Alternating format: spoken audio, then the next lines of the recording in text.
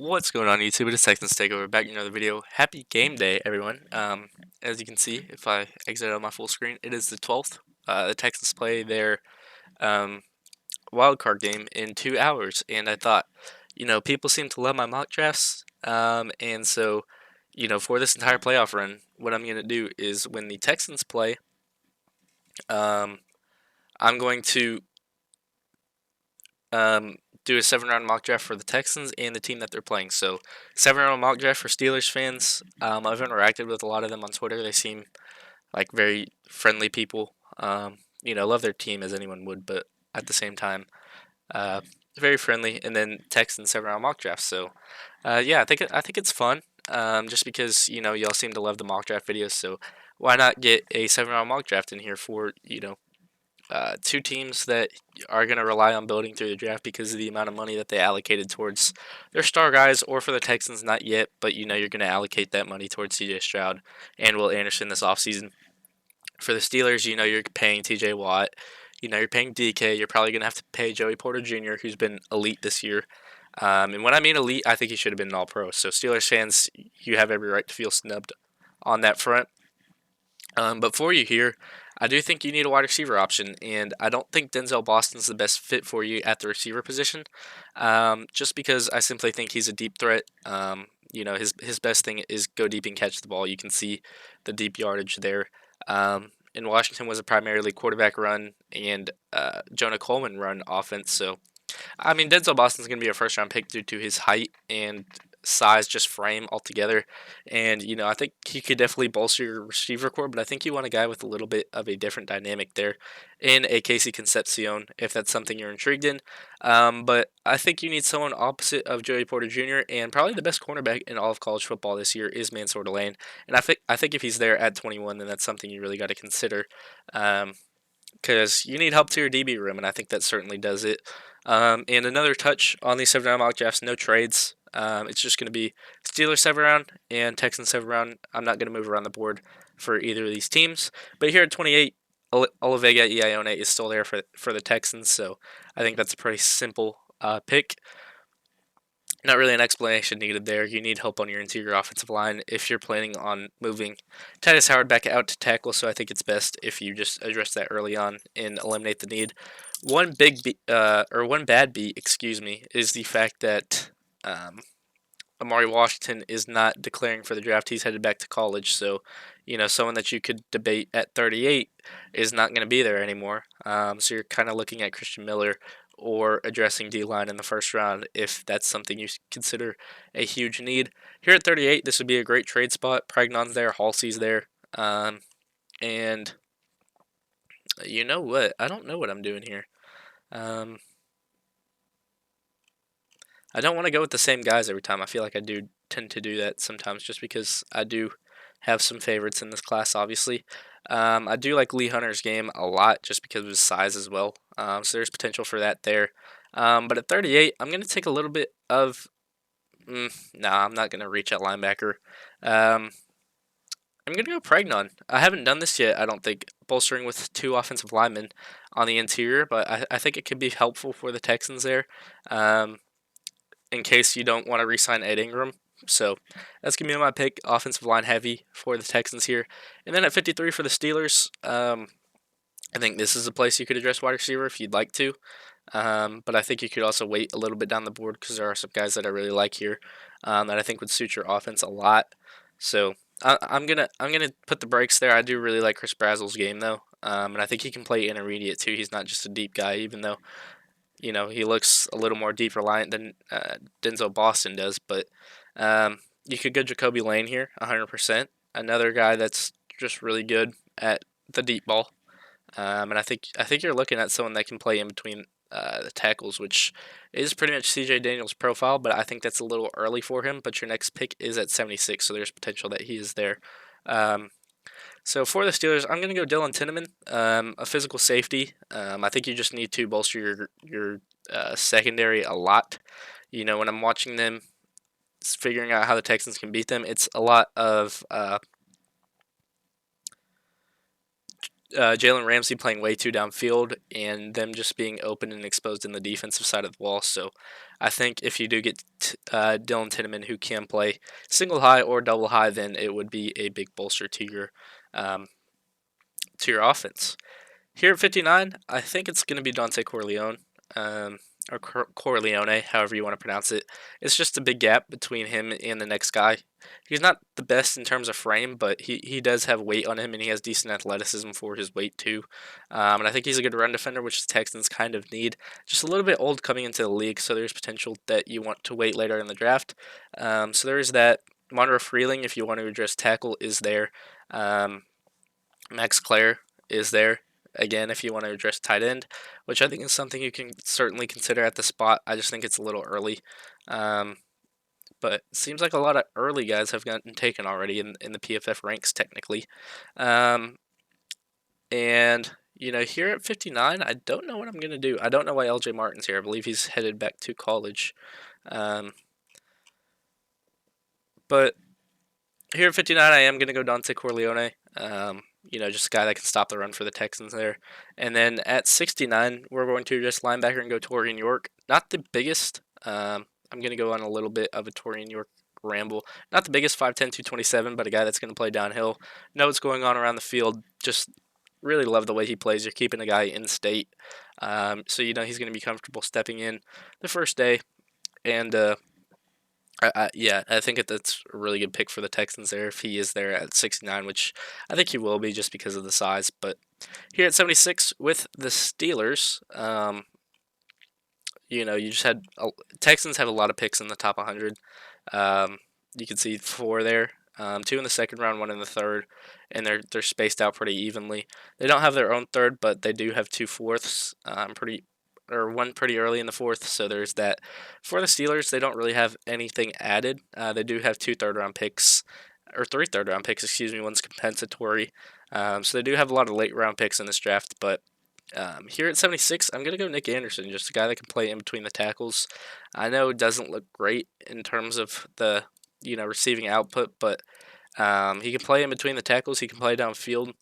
LSU was kind of a mess this year, and he was hurt the year before that, so don't really look into it that much. He's a great wide receiver when everything is right for him. Actually, I'm going to change my mind. Sorry, I think you need help at tackle, and I think Blake Miller could certainly do that for you.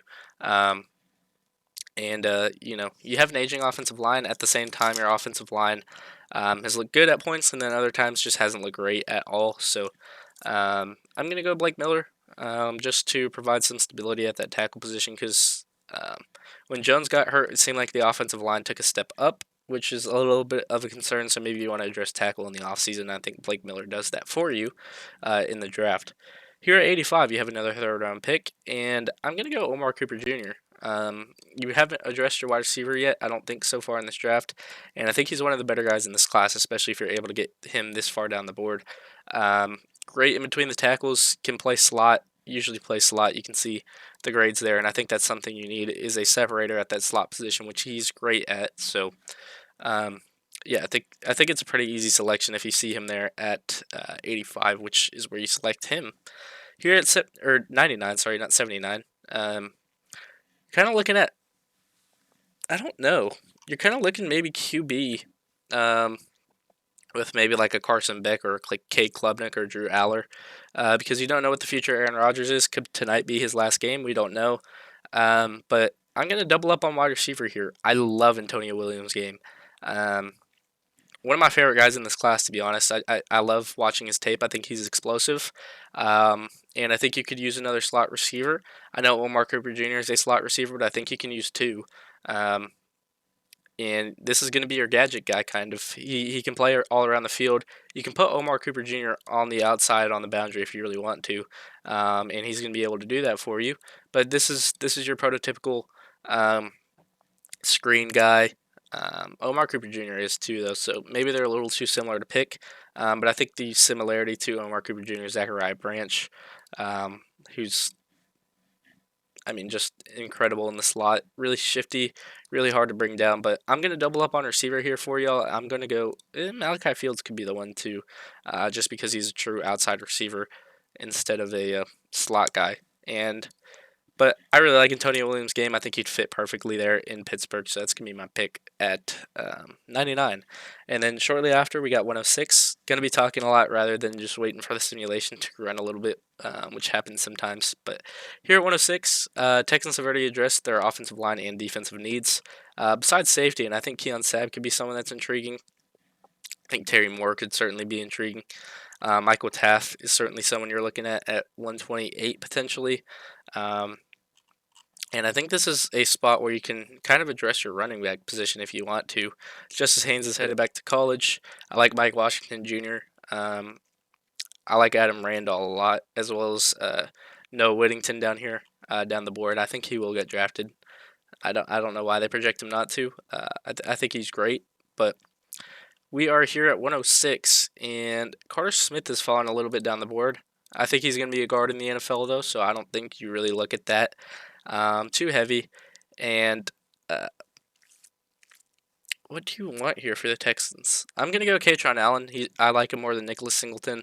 And I think running back's such a big need that you should be trying to get one of the better guys in this class, and I think Katron Allen's certainly one of them. And then here for the Steelers at 121, I think this is perfect for you. I'm going to go Drew Aller. Maybe a little surprising for some people over Klubnik or Beck, who's played excellent in this college football playoff. But Drew Aller, I mean, just has all the intangibles. 6'5", 235, not the oldest, has a good arm, can use his legs. I think if, you just get him off his first read, which he's very dependent on, and just truly coach him up, which I think the Steelers could do, then you do have a very solid quarterback there who was projected to go, you see here all the way in the top 5, and then just dropped off once he got hurt and started playing poorly. So, yeah, I think there's potential for Drew Aller there, and I think he could be a good NFL quarterback, so I think a team should take a shot. And I think the Steelers are in a position where they can take a shot. And if it works, it works. If it doesn't, it doesn't. Here at 128 for the Texans, your pick is not until 165, so I'm going to pull the trigger. You're going to get a center here with Pat Coogan, just one of the best centers in this class, my draft crush.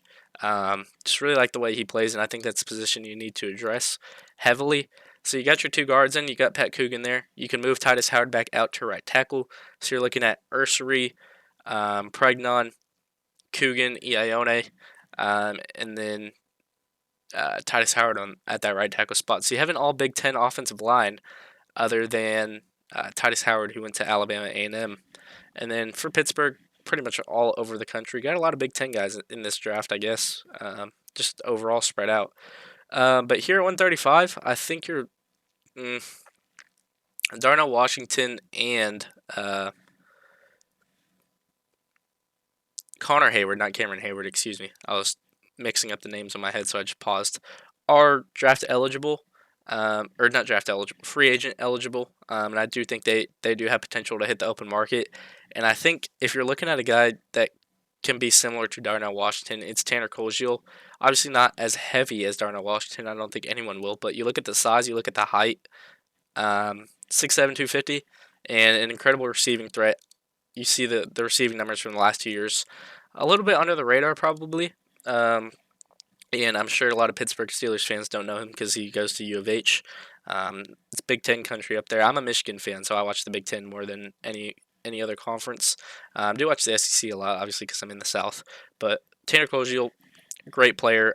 I think the Steelers would be ecstatic there at 137 to pick up a tight end in case they do lose their guys. Obviously, I don't know. It's just a guess that they could. So, just going to address that there. Here at 159, it might be a Davidson Igbinosun here. But I'm going to go with one of my sleeper receivers in this class.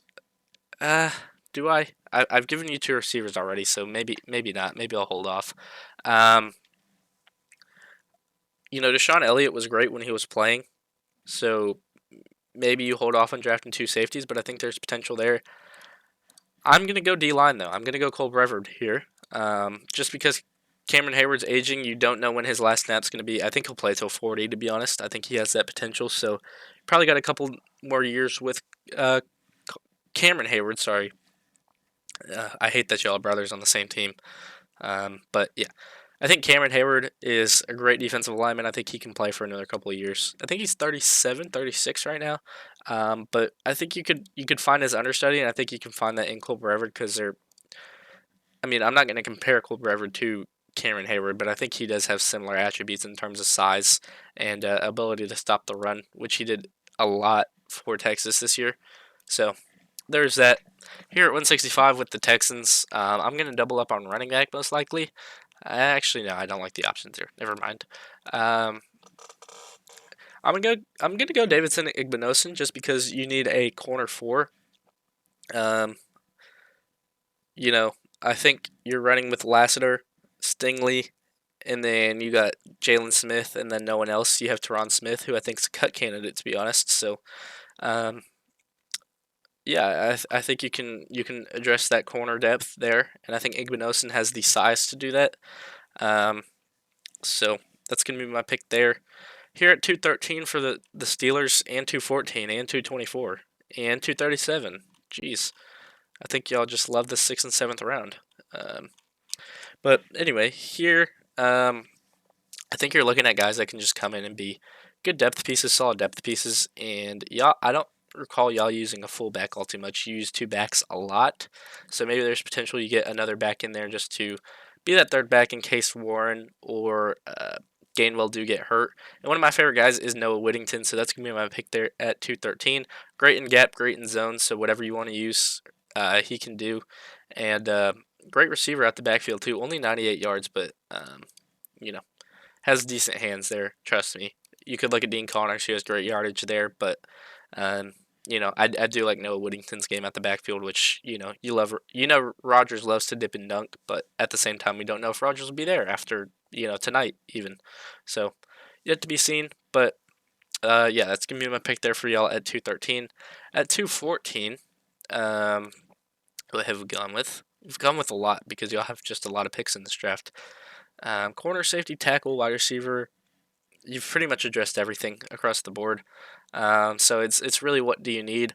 And I like Joshua Braun as guard depth, if that's something that intrigues y'all. Davion Carter too, just not the biggest, 6'2", 295. So has good tape, but that's college tape. I don't think it'll translate to the NFL at all, just due to size, which sucks a little bit because he does have really good technique, but made a living off of college football. Can't really complain. Connor Tullison could be a considerable piece.